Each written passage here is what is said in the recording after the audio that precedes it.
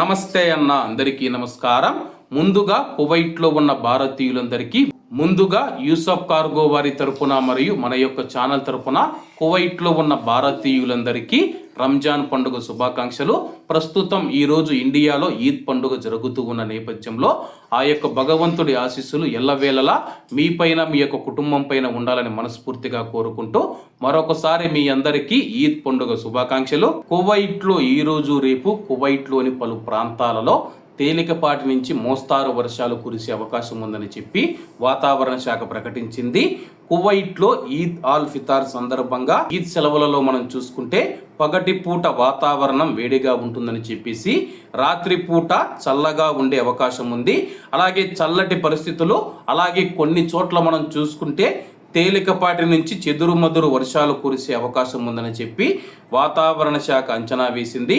అలాగే వాతావరణ శాఖ డిపార్ట్మెంట్ డైరెక్టర్ దరార్ ఆల్ అలీ గారు మాట్లాడుతూ ప్రస్తుతం కువైట్ దేశంలో అస్థిరమైన వాతావరణ పరిస్థితులు ఉన్నాయని చెప్పేసి ప్రస్తుతం ఆకాశం పాక్షికంగా మేఘావృతమై ఉంది.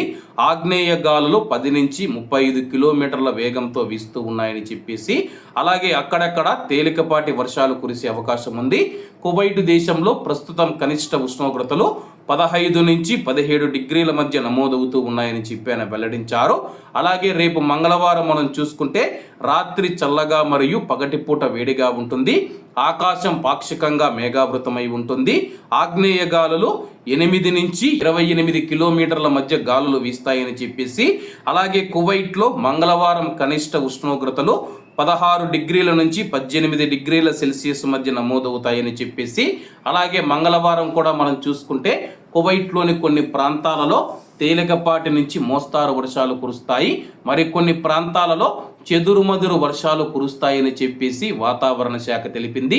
మరి మీ యొక్క ప్రాంతాలలో వాతావరణం ఎలా ఉందని చెప్పేసి కామెంట్ రూపంలో తెలియజేయాలని కోరుకుంటూ అందరూ బాగుండాలి, అందులో మనం ఉండాలి. అందరికీ నమస్తే అన్న, జై హింద్.